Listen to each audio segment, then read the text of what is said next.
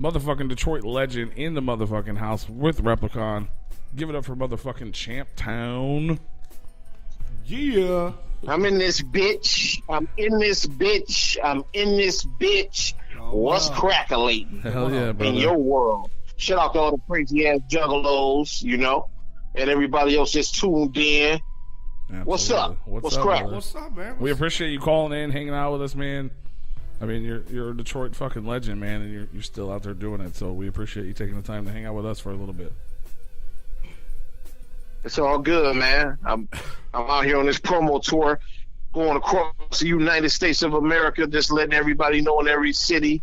The Untold Story of Detroit Hip Hop is available on Amazon Prime right now. And for those who have a Roku player or Roku TV, you can just add the Indie Rights movie app and get it there too as well.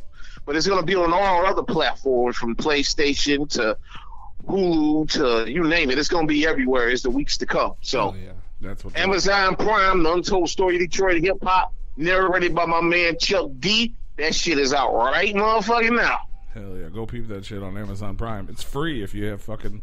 Yeah, if you got Prime. You have Prime. Just Yeah. watch it. You stream it. It's dope. This is right there. And there's a lot of shit and if you have a Roku, go ahead. No, you go. I was just gonna say there's a lot of shit on there that even like people that may not be old school hip hop fans will just the story alone is interesting if you're a fan of music, or if you're like I said, we have a lot of juggalos and underground people. So I mean, like you guys talk with Danny, and you actually talk to ICP and some of the history with M and Kid Rock, and how how it all kind of got started and how everybody was an inspiration. That shit's super dope and super interesting to watch for sure.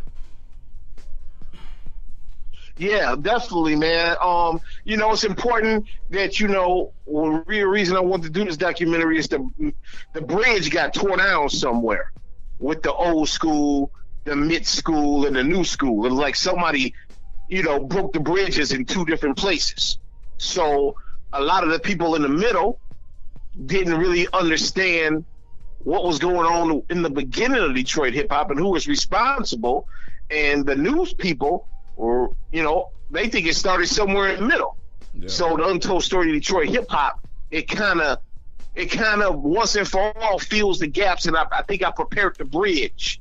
And this is the first time a documentary covered 60 people. Usually documentaries only cover 1 to 4 people, but this covers 60 people. So when you cover 60 people, you're not going to have them on there a lot, but it's a good launching pad for other people to do their own documentaries as well. It's like the home of the branch off, basically. The Untold Story of Detroit Hip Hop, my main thing was just to fix that bridge that been broke, because you can't get to the future or go anywhere if you don't know nothing about your past. Absolutely. That is correct.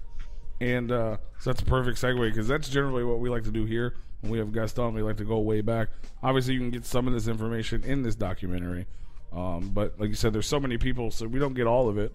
So I kind of want to go back to you, like your beginnings, back starting in Detroit. I know I mentioned earlier to you off air that, we actually had a story about you back in December when we had Isham on. You guys were in second grade together. So I mean, I think that's a good place to start. Second grade. Me and Isham was in the second. We were in the second grade together. And then by the time we was like in the 4th-ish or 5th grade, we were stars. We were like the first stars of rap in Detroit.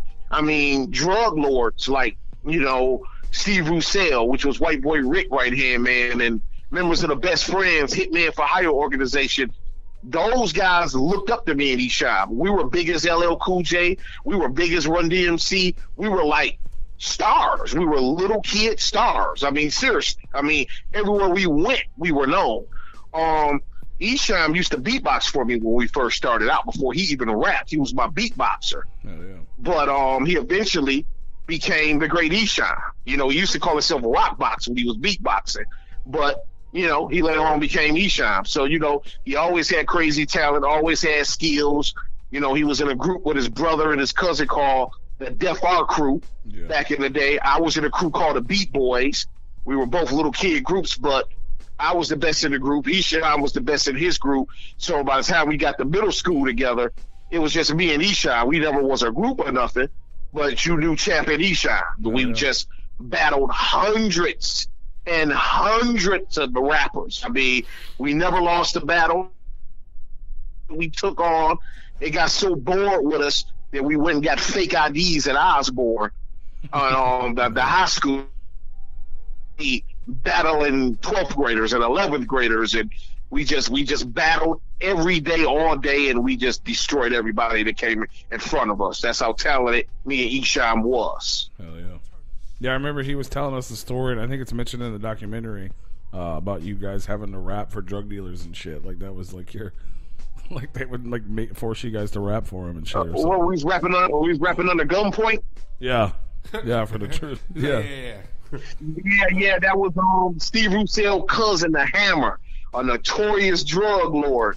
And you know, we would go and see Food Bay when we were little, whatever like that. The manager would let us get the mic that they call the order zone, and Esham would grab the mic and entertain the whole staff and whoever was in Seafood Bay, and you know he would give us free food. I mean, you know, hell yeah, nothing wrong with that. 10 and 11 years old, we in that bitch eat like kings. You know, you name it, we eat anything we fucking want just for my live performances. And the guy Hammer came in because, you know, it gets word of mouth, man. You got to hear when Champ and Esham, they be coming in this fucking Seafood Bay and they just be rocking this bitch.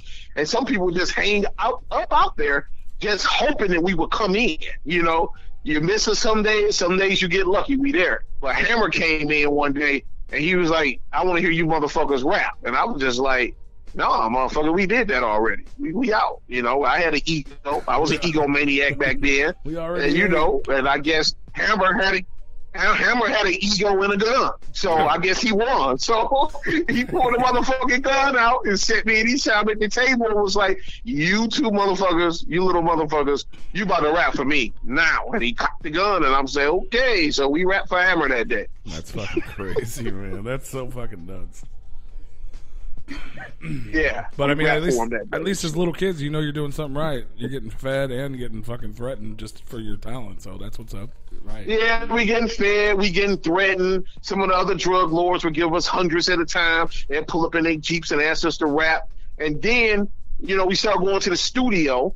And, you know, 10, 11 years old, we had really no knowledge of pressing up records or, you know, wasn't no record labels in Detroit. So we would just go to the studio, make our records, make them get about 100 tapes pressed up, and we just gave them out. So it would just be weird if you're driving through Belle Isle and then you see a drug dealer like Steve Roussel banging an Esham record or banging a Champ record, or, you know, they were playing our records more than anybody. You know, other people was playing LL, other people was playing Run DMC at the time, or Beastie Boys. But then you drive certain parts of the hood and you will hear loud blasted in a drug dealer's vehicle a Champtown record or Esham record. So it was really the beginning of something very unique.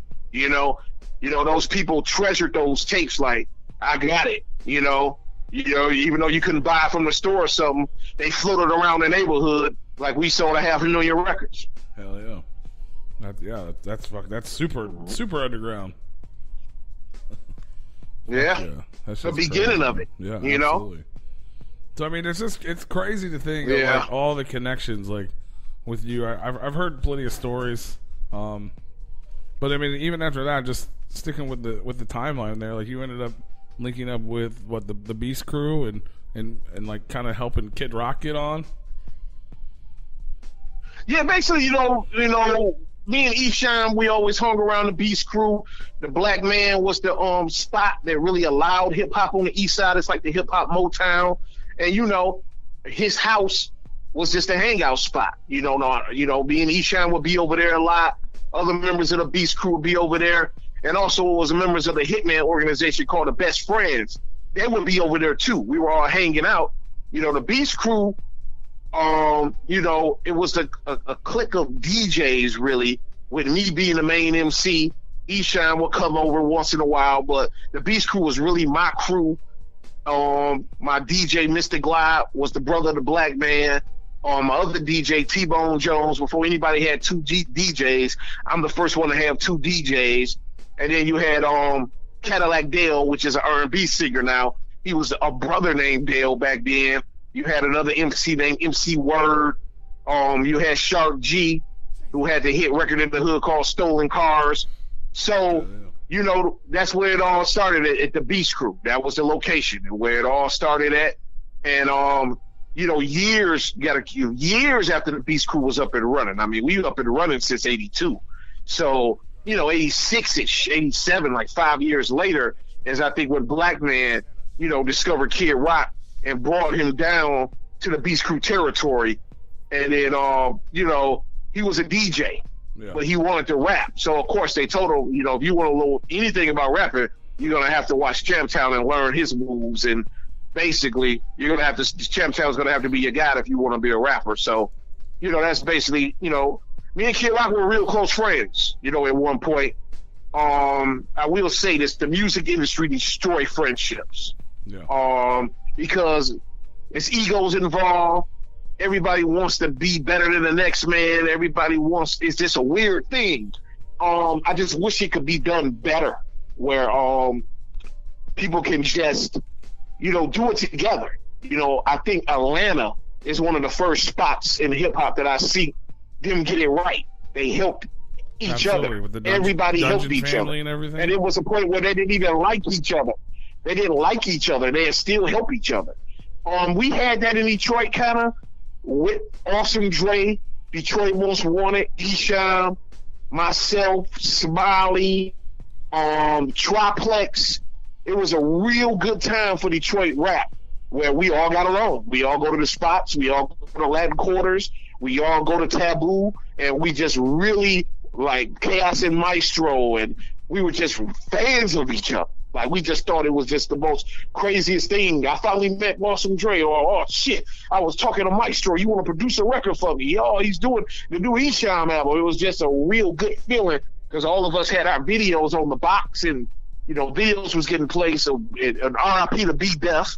He was a legend back there, too, that was in this crowd I'm speaking of. He had his video out called Rollin' with Poncho, B Def and Poncho. And everybody was just so happy to see everybody with their own videos. We on TV, and it was a real good time. And then it just got kind of mixed up later on when we brought other people in, and other people blew up and sold millions of records and tried to act like that's when the history started.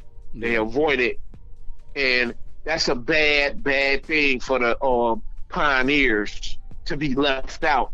Because no matter who you are in Detroit hip hop, and no matter how big you are in Detroit hip-hop, you have a responsibility. And the responsibility is to always tell the truth and to always give love to the forefathers that was before you. You know, New York, they praise Kool Herc. They praise Grandmaster Caz. Absolutely. You know, Atlanta, you know, they praise Jermaine Dupri. You know, they praise Outkast for the major breakthrough for them. You know, L.A., they praise Ice-T. They praise NWA and Eazy-E. And Detroit, no one's praising who they should be praising. For sure. No, I agree. I mean, if I didn't, you know, do any sort of research or like look more into things, as far as I knew, Detroit started with Esham. You know what I'm saying? And that's the only reason I even knew that is because I was a big ICP fan as a kid, and they always put Esham on. Oh yeah. And that's good, and that's a good thing. You know, Esham, you know, they were able to put them records out first independently, while Kid Rock was over at Jive RCA, you know, dealing with the label politics. You know, so I'm sitting back watching everything, you know, for having a falling out with Esham, and then being cool with Kid Rock at Jive, and I'm seeing the benefits of both of them. Like, okay, Esham got his shit out, let me put my shit out. And I put the Call Me Joker EP out right in the midst of Esham's first album. And hanging with Kid Rock heavily, seeing how the label love you one day, and then the next day they don't love you. Then one day they're flying all of us out to New York or whatever like that, and it's looking like Kid Rock's going to be bigger than Bart Simpson, you know? For sure. And then Vanilla Ice comes out, and then they pour the plugs on him. Like, fuck Kid Rock, it's over. No Kid Rock. So to see how a major label can control your destiny, it's like, fuck that. I see what, you know, I started my independent label like Esham started his. And I know that my Straight Jacket label had to be an influence on ICP, calling their label Psychopathic Records from Straight Jacket Records. So, independent was definitely the way to go. Esham was a guy that trailblazed that shit, For sure. He trailblazed it, and the shit he was doing and was talking about, it wasn't my type of music. I'm like, oh, this guy's cussing out God. Oh my God. That ain't my type of shit, Yeah. But, you got to respect the genius of Esham. You have to. And it's a shame that, you'll never hear Eminem say anything about an Esham. And you never hear him say anything about a Champtown. I think you mentioned him one time in his whole career. I'm a twist between Ozzy and Esham. Yeah, that's kind of that's okay little line, but that's not getting an interview, letting people know about Detroit and who helped you. But I guess it's hard though when you repping Detroit and you're from Kansas City, Missouri, and you come to Detroit, probably when you're 15 or 16, old enough to drive a car. And then, so you're not around when we're 8 or 9 years old. Yeah. So you don't have that love for the city and what we're doing and what we did because your ass was in Kansas City still. So I get it, Yeah, that's crazy. So, I mean, essentially, since you brought up Eminem, he actually, I guess when he was in Soul Intent, his first video was actually in your video, right? For Due to Dipty? Yeah, Soul Intent was a group signed to my label. Soul Intent was Straight Jacket Records recording artists. Basement Productions was a crew with Eminem, Chaos Kid, Mannix, and Butterfingers. They called themselves the New Jacks before they were Basement Productions. And then out of Basement Productions, Soul Intent was a group. It was Chaos Kid and Eminem. But they clashed because Chaos Kid was just as good as Eminem. I'm serious here. Yeah. He was just as good as Eminem, but he was deep. He rapped about the stars and the moon and political shit, And people, he was ahead of his time, and people didn't want to hear that shit. And I don't think Eminem wanted to hear that shit. So they always clashed. I try to keep them balanced because when they're together, they were unstoppable because it was one guy kicking wisdom and knowledge, and it was one guy just fucking rapping like a maniac. They didn't give a flying fuck about nothing but taking a head off. So it was a good balance, but eventually it didn't work out. They ended up breaking up, and Eminem ended up going his own way. But they were artists on my label. Soul Intent was Straight Jacket recording artists. Wow, that's crazy. I didn't know that. That's super. Yeah, they were on my label. They were on my label for like 5 to 6 years. Oh, wow. Yeah. So, I mean, and if you see the documentary, The Untold Story of Detroit, if you see the documentary, The Untold Story of Detroit Hip Hop, you see me taking Soul Intent to their first real recording session in Princess Paisley Park back in 1992. That was the first time they ever been in a real studio. And the song was on my Crazy Home Escapist album, and they did a song called What Color Is Soul, which was going to be the second single off of that album. But I got into a good fucked up negotiation with Bellmark Records at the time. They had Whoop There It Is and Daisy Dukes, and I figured like fuck a major label. This is a big independent label selling millions, and I got into this long negotiation with them for a year. I was in a year negotiation with them, and my business partner, he didn't agree to the terms, so the deal didn't go through. But the song Eminem and Chaos Kid did with me, What Color Is Soul, was going to be the second single after Dude I Did. Oh, hell yeah. That was the record that set them up for their solo album. So if they were on Straight Jacket, is there do you have material from back then that you just never put out, or? I mean, if you watch the Untold Story of Detroit Hip Hop, didn't I have footage from 20 years ago? No, I see. That's what I'm saying. But so of course, is that something that? If there were sessions, of course there's songs. I mean, is that something that you never put out? I'm a patient bastard. I put it out when I think it's the right time to put it out. I think this was a great time to put the documentary out because it shows that it's not about I'm trying to use Eminem or anybody just to get on. You know, It shows that that's not what I'm doing. I'm trying to have accurate history documented, because it's not fair to all those other MCs that put in the work, that had the major labels, that did all the shows, that travel around the country to push Detroit forward, to get overlooked because of Eminem or Kid Rock publicists. Because I'm not gonna put the blame all on them.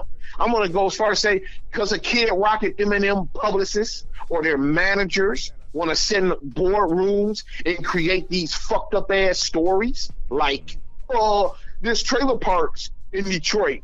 There's never been a fucking trailer park in the city of Detroit. Yeah. So now you fool people saying there's trailer parks in Detroit, and Kid Rock's coming from 70 acres of land. Yeah, his father owns the biggest.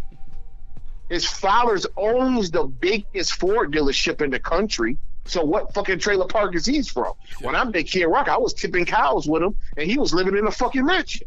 So, so these publicists make these stories up that the two white guys came to this black ass city and conquered everybody and battled everybody and outplayed everybody and was more talented than everybody. And the publicists ran with that. And that just kind of destroys the whole legacy of Detroit hip hop, because a publicist writing some bullshit, rearranging the story that all the ones before them, we can't be as good as them. So that's why they made it and we didn't. And that ain't what happened. Because any given day, I can give you a list of some Detroit rappers that will destroy Eminem on the mic. I will give you a list of Detroit rappers or singers that will make Kid Rock look like the amateur he is. Not saying that he's a bad amateur. Kid Rock is one of my favorite live performers. But compared to some of these other artists, he's an amateur. Yeah. Compared to some of these other artists. So it's not fair that they tried to rewrite history to benefit those motherfuckers to be superstars. Yeah. It's not cool.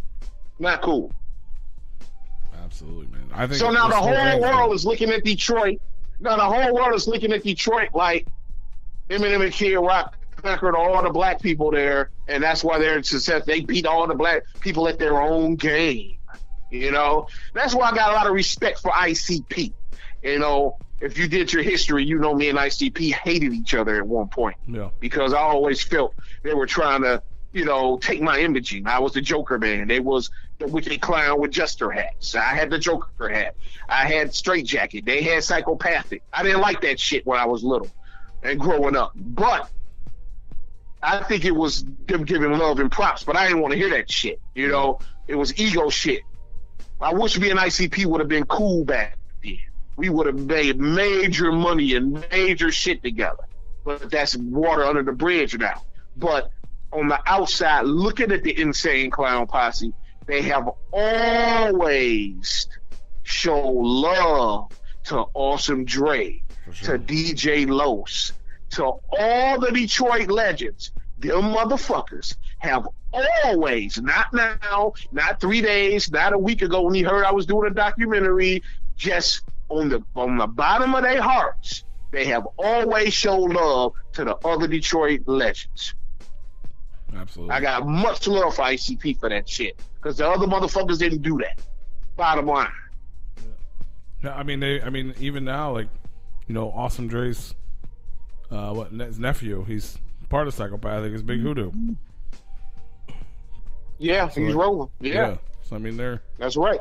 They've had Trick on tracks. They've had Awesome Dre on tracks. You just did the we were talking about earlier. You rocked out that Carnival of Carnage show out there that they did last year. So they always reach out to the legends of Detroit hip hop. They always reach out to them, and maybe it's because Violent J and Shaggy lived in the Detroit area.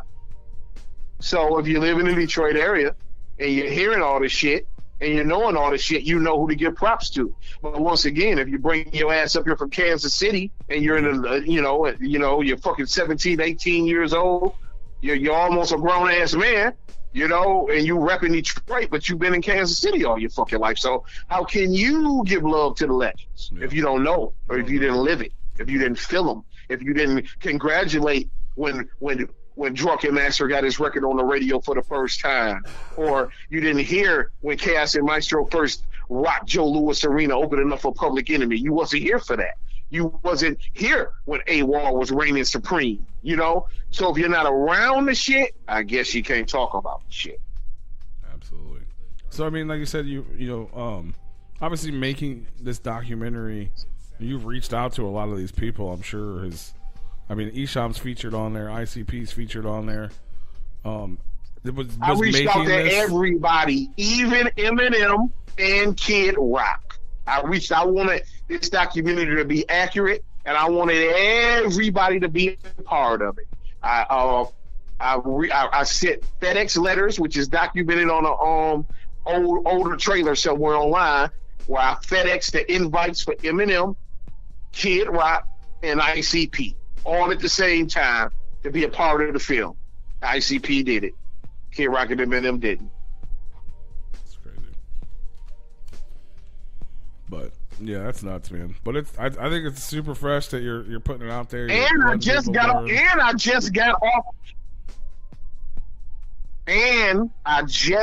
off of tour with Kid Rock. Is the host of his Rock and Roll Revival tour a year or so before I started making the documentary. Oh wow. I just got off tour with him when I invited him. So it wasn't. I mean, you guys are. You and Kid Rock are in a good place then, I guess. If you were on. Yeah, Kid Rock. I was the host of the Rock and Roll Revival tour. It was me. I was the host. Kid Rock. Peter Wolf from the J Giles Band and Run from Run DMC, and Dickie Betts, the Ramblin' Man from the Allman Brothers. All of us was on the Rock and Roll Revival tour. So you know, I mean. It would have been great to have Kid Rock, Eminem, and ICP all tell their stories. Yeah, you know, I had Mannix, Eminem's first producer, in the Untold Story of Detroit Hip Hop, and he told his side of the story, which is very accurate. One thing about the Untold Story of Detroit Hip Hop that's streaming now on Amazon Prime is that there is not one lie in the entire movie. Good. So if a Mannix is saying Eminem did this, Eminem did that, it was Eminem's responsibility to get the documentary and be interviewed so he can explain his story to about what Mannix is saying about him. Absolutely. You know, if someone's saying Chaos Kid committed suicide because Eminem didn't call him back, then that's Eminem's place to get on the documentary and give his side. So if they didn't give their side, hey, what can I say? All facts in this documentary. All facts. Now I know you're out there. To have everybody. I know you're out there promoting it now. You're trying to get it into more places. Is this going to be? Is this something you plan to do more of, or is this going to be a one-time thing? Or do you plan to like extend this story, or get more things, or do ones for other cities? Which I mean, I guess you wouldn't be involved, but I'm a professor I'm a professor of the era I come from. You know what I'm saying? As much as I love the new stuff that's out now with the Icewear Bezos, even though he's in the movie, you know, I had to get a couple new jacks in it because I bumped into him while I was filming, and just to kind of close my movie out to show that I'm showing love to the new generation. But they come up, and the Cheddar Boys and the Icewear Bezos and the Trick Tricks and, you know, a lot of these other people, they can make their own documentaries, you know. I would like this to be a stepping stone, you know, like I love Royce the 5'9". You know what I'm saying? He would have been perfect for my documentary, but I don't know much about him. I didn't do the Ebony showcases with him. I didn't really cross his path. All I know is that he was Eminem's right-hand man after being Eminem fell out. So due to the politics of that, Royce probably not going to do my documentary because it might upset his camp. And I hate that type of shit. Yeah. I like in New York when LL Cool J fights Kool Moe Dee in a rap battle, Chuck D is friends with both of them. Big Daddy Kane is friends with both of them. It don't work like that in Detroit. And that's another thing why I wanted to make this documentary, because there's a political line. If you're cool with that camp, you can't be cool with Champ.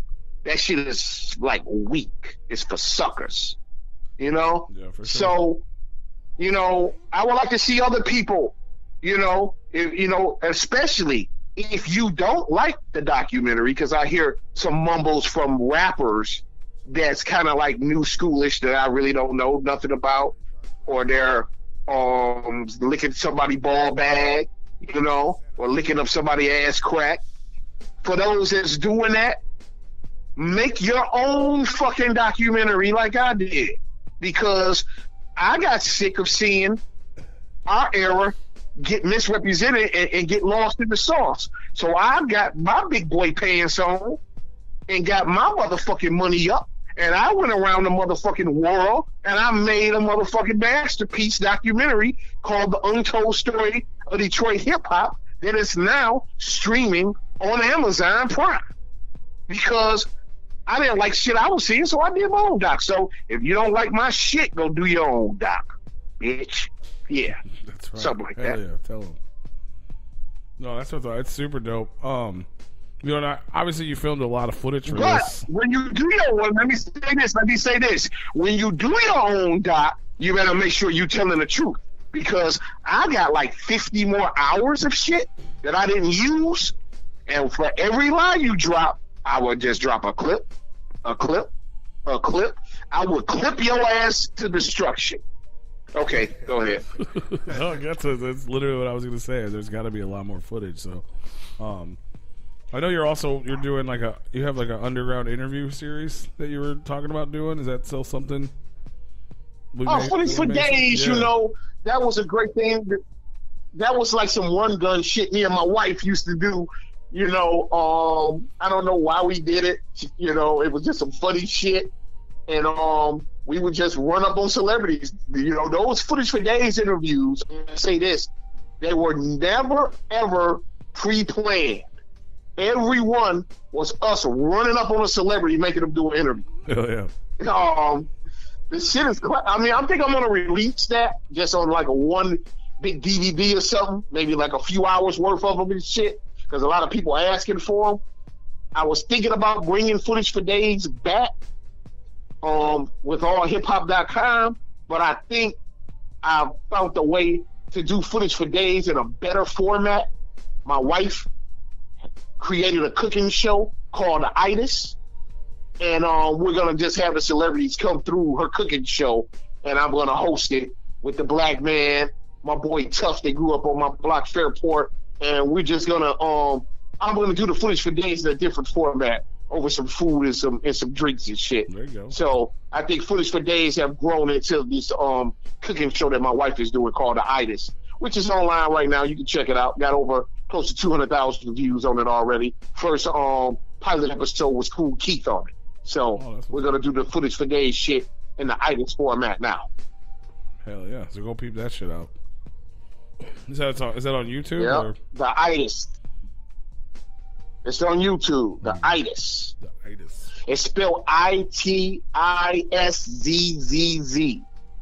Because when you eat her food, it's gonna put your ass to sleep because it's so good. So hell yeah. The Itis. We'll have to check. It's where legends from the hood and celebrities. The legends from the hood and celebrities come through. They eat good, they drink good, and they talk shit. Nothing wrong with that. That sounds perfect. Sounds like a perfect time.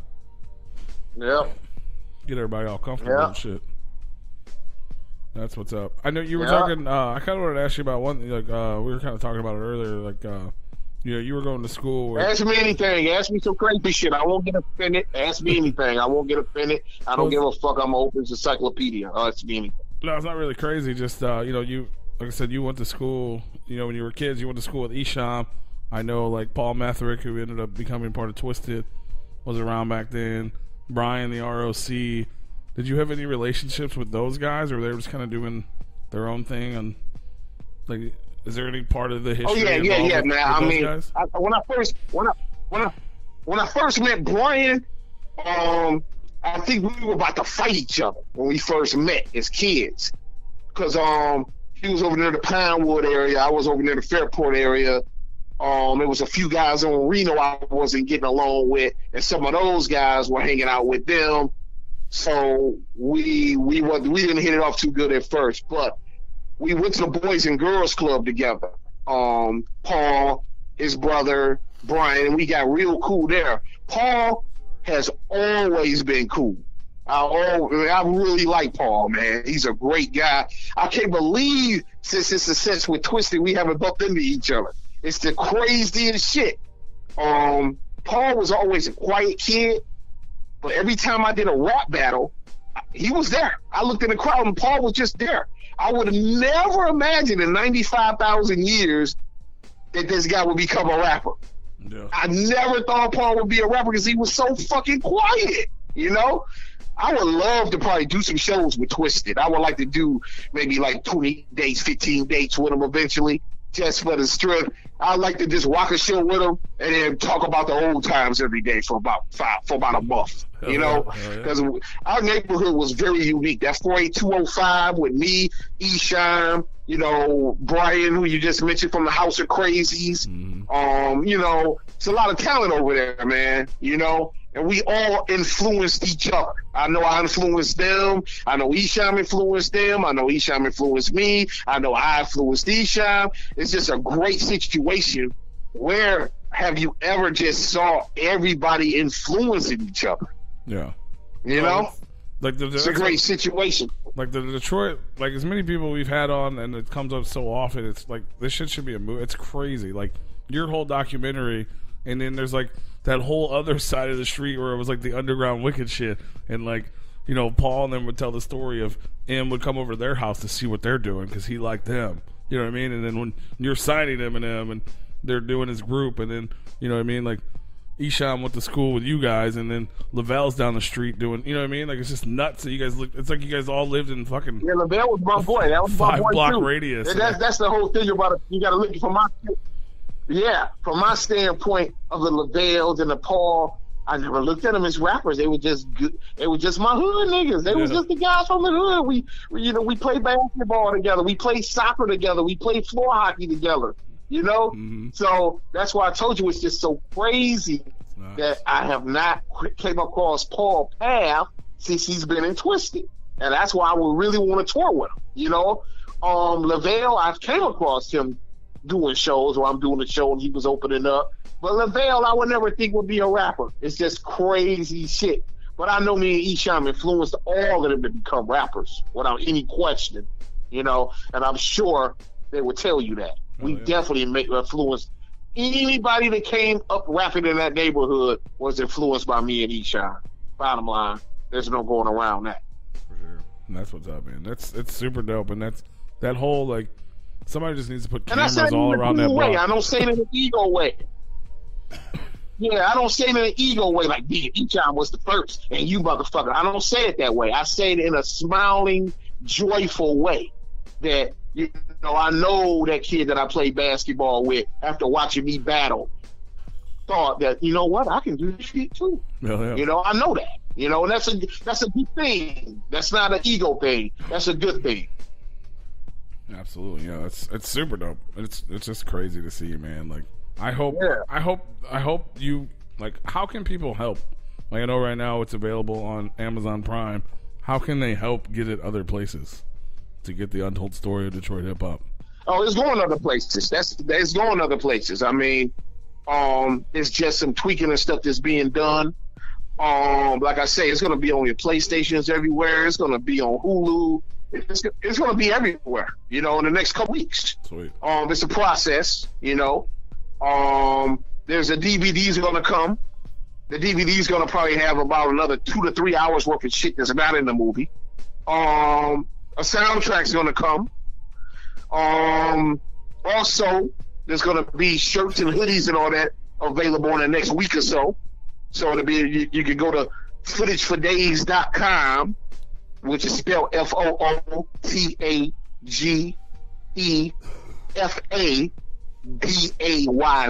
Footage fuck days. Got that slang in there. You go to footagefordays.com and you'll see the episode of the itis right there. And then, you know, when you come back there in the next few days, you will see a link where you can order the T-shirts and the hoodies for the Untold Story of Detroit Hip Hop. Hell yeah. There you go. Yeah, I definitely want to see the actual footage and shit, man. And hopefully it's I hope there's more. I mean, I know you guys told most of the story, but I hope, like you were saying, other people do some shit like that and like get different ends and shit, because it's that whole time period in Detroit and what we have now with everybody is just crazy, man. It's nuts. Yeah, I mean once again the era of when the Cheddar Boys and the Street Lords and all that, I was torn heavy. I actually was a professor at a recording college for a few years at Minneapolis. So I missed that era in Detroit. So, of course I can really learn it just like you guys learn your history and stuff and get to it. But I would like to see someone that was there do it. But maybe if it's just stay unsolved or untouched, maybe I might come back for part 2 of the Untold Story of Detroit Hip Hop.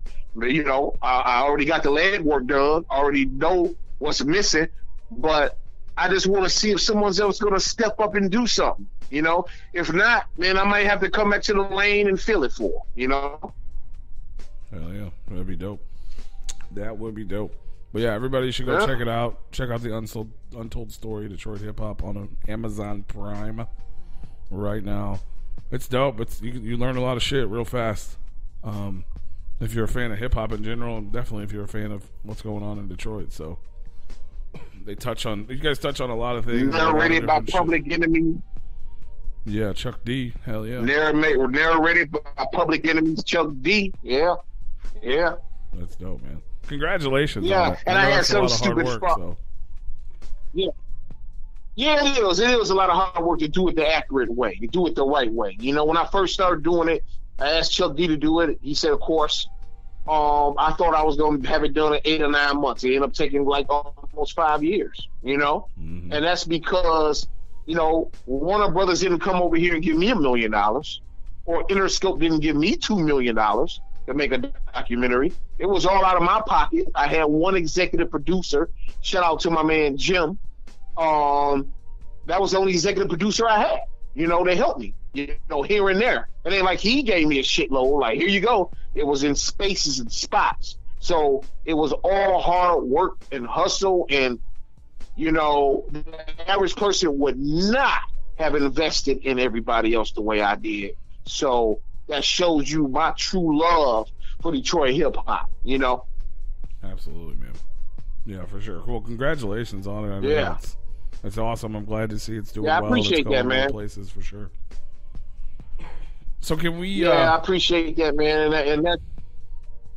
I was gonna say, with your return and you're working on all this stuff now, can we expect to see some more Champtown music anytime in the future?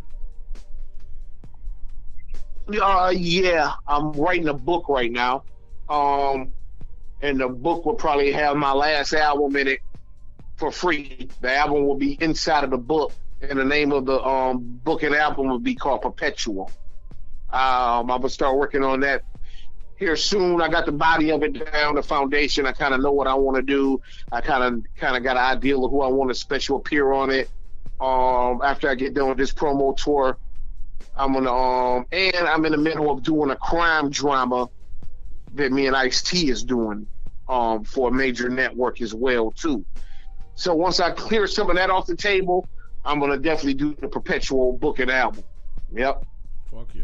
Hell yeah. That's super dope. Yep. I know people are excited to hear. A lot of people may not have known. A lot of the younger people or people not from Detroit may not have known who you are. That slowly learned about you over the years, and so that'd be super fresh to get some new music. Yeah, it's a good thing. It's crazy. It's crazy to see a Champtown CD selling for eBay for $2,000 sometimes. It's like, oh shit, this is crazy. So I mean. Yeah, like I say, this is a bridge, man. The Untold Story Detroit hip hop, it fixes a bridge that been broke. So, I love when the new kids research and find out their history.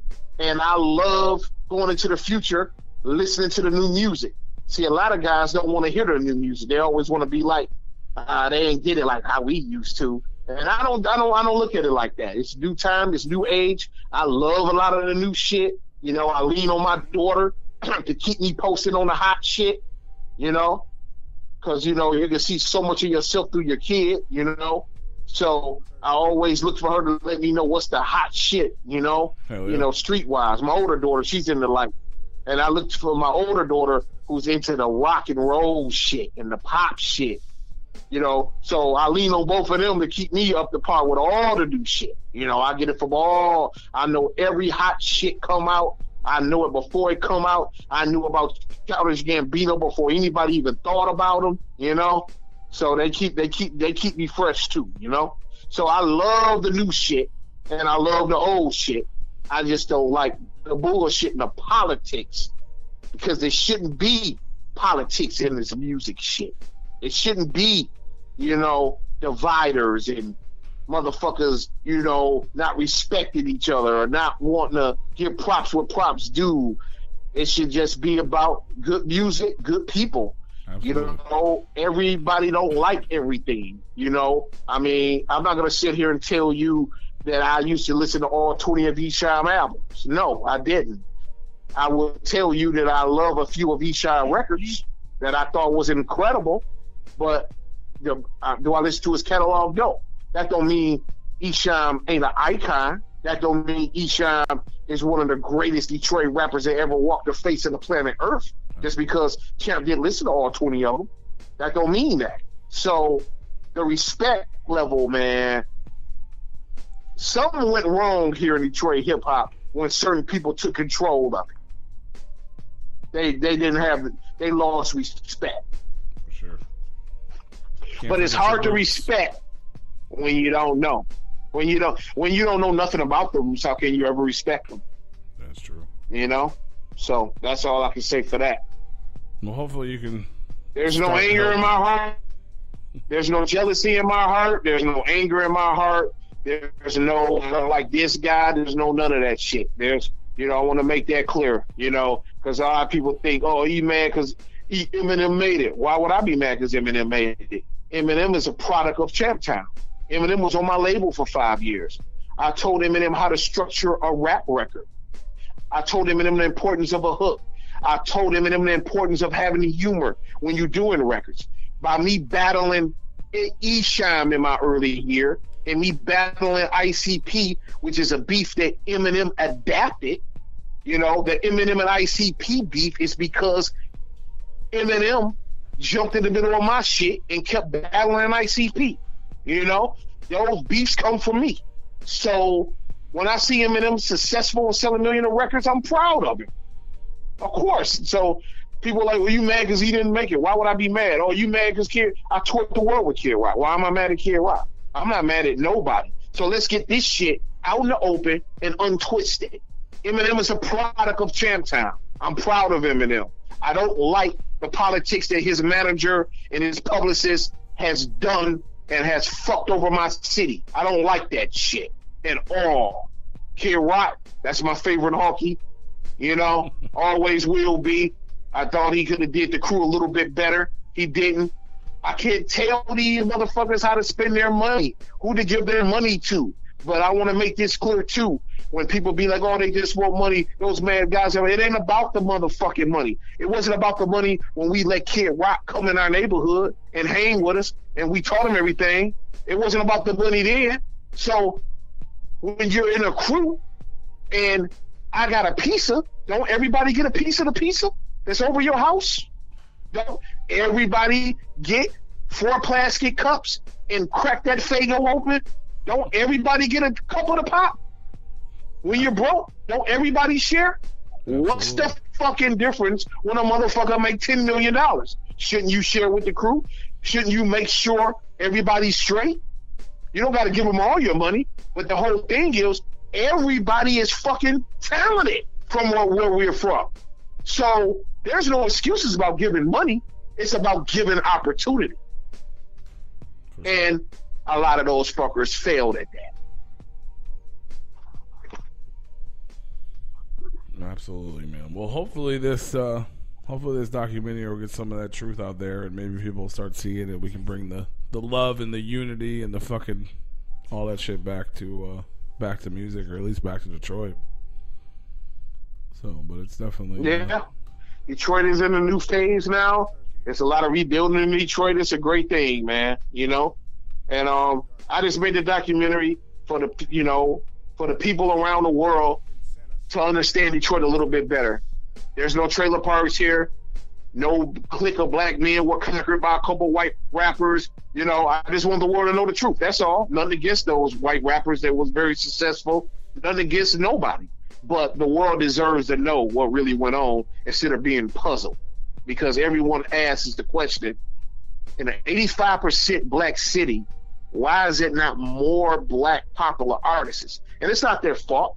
It's the powers that be that has the opportunity to come here and open up a record label downtown in the Renaissance Center and sign a lot of these talented artists. But they're worried about artists being as good as them getting exposed, and then they might not be as big as they are. So it's a lot of politics in the game, which I like to stay away from.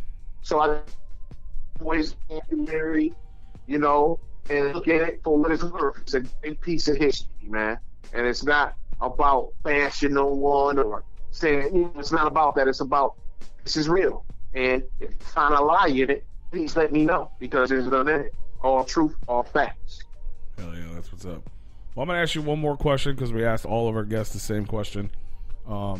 Essentially, if you have 3 records in your life that either inspired you or just touched you in a certain way, you know, whether as a person or as an artist or whatever it may be, just 3 records in your life that you just couldn't live without. What 3 records would they be?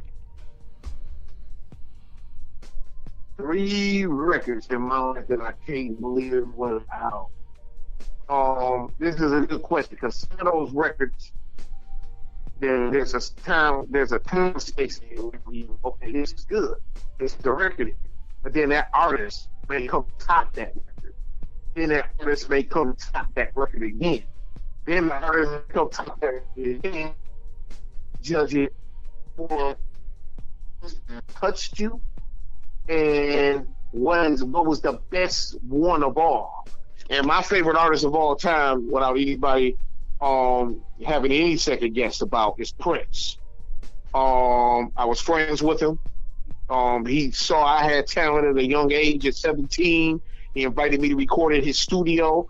I shared that love and took Eminem and Chaos Kid and Uncle Eel and a few more Detroit rappers. I took them all with me. That's what crew do. We look out for each other. That's what I always do. That's what I still do. But the greatest Prince album, to me, I would have to say is Emancipation, because it's a triple album. He said, fuck Warner Brothers. And it's just so much emotion, so much personal shit in that album. But the album is so good, minus like 3 weird-ass songs like Slave and New World that absolutely had no business on there. Out of 36 songs, if you got 33 that's tight as fuck, wow, incredible. Emancipation will probably be one of the most important albums to me, by me knowing him, knowing what he was going through, and for him to just go in the studio and put down 36 songs like fuck everybody. Incredible piece of work. Ice-T Power. That's when I really got close to Ice-T as a friend during that time. The record was really talking to me because I was around all the drug lords in Detroit. My other boys became professional hitmen for hire. Ice-T done a lot of that shit, from robbing jewelry stores to hustling in the streets and all the shit he was doing. But Ice-T always gave you the consequences. Like, you can be a high roller, but you're gonna die or go to jail. And I think that's what's fucked up about rap music now. The rappers, a lot of them are out here like, you know, you can sell dope, you can smack a bitch, you can do this, you can do that, I can kill a motherfucker. It's like they're saying it like there's no consequence. And that's why everybody's getting fucked up. Ice-T always let you know, you can do this shit, but keep in mind that you might get fucked up in the end.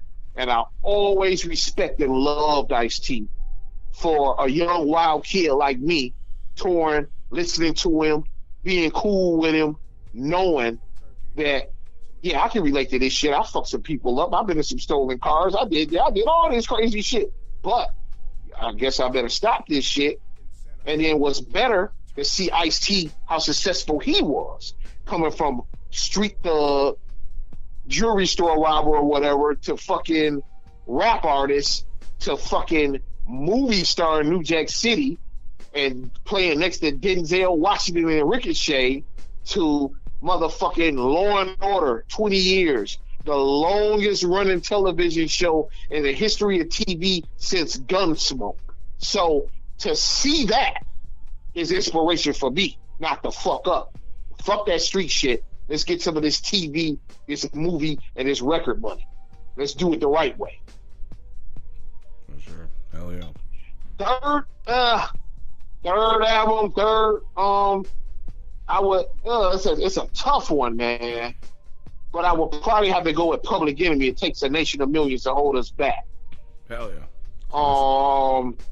By Chuck. I just think that album, the music. It was the first rap record that didn't have no motherfucking rules of what rap music should sound like. Mm-hmm. And for me, that's something I always did with my music. I just don't care what's hot, who's doing what.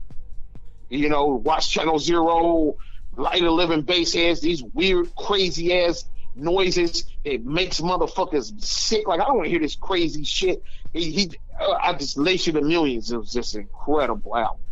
Incredible. So I think those three are very inspirational to me. And what's make them even more inspirational, that I'm friends with Chuck D, I'm friends with Ice-T, and I was friends with Prince. I went out and I made sure that I became friends with every one of my idols that I looked up to. When I first heard their music, I didn't know them, but I made it a point that I become friends with the motherfuckers that inspired me, and I did that. So that's what make those three albums inspirational. Hell yeah, man. That's amazing. 3 awesome records as well. Hell yeah. Yeah. That's the motherfucking shit. Yeah. Well, we appreciate you calling in, man, hanging out with us. Yeah. Make sure everybody, you go out there, you check out the Untold Story of Hip Hop Detroit, available right now on Amazon Prime, and soon to be available in many, many other Amazon places. Prime. Hell yeah. Yeah, it'll be available on all digital platforms in the next couple weeks. All digital platforms. There you go. Yeah. Hell yeah, man. Well, much love to you. We're gonna take a quick Amazon break. Prime right now. There you go. Go check that shit out. We're gonna bump a little old school Champtown, and hopefully we can try to get Danny back on the phone. So we'll talk to him for a little bit. But mad love for hanging out with us, man. We appreciate it. Word up. And yeah, we'll keep in touch, brother. Thanks, man. Okay. All right, brother. My man. All right, Welcome to the Replicon family. Yeah, sir. welcome to the Replicon Radio family. If you ever need anything, man, just hit us up and we'll try to get the word out. Absolutely. We'll do our part. That's love. That's love, man. Thank y'all for having me. Hell yeah. You'll be hearing from me. All right, brother. You'll be hearing from me. I like real shit. I fuck with real shit. Hell yeah. We try to keep it as real as possible around here. Right. We just all trying to help the underground, man. That's right. All right, brother. Much love, man.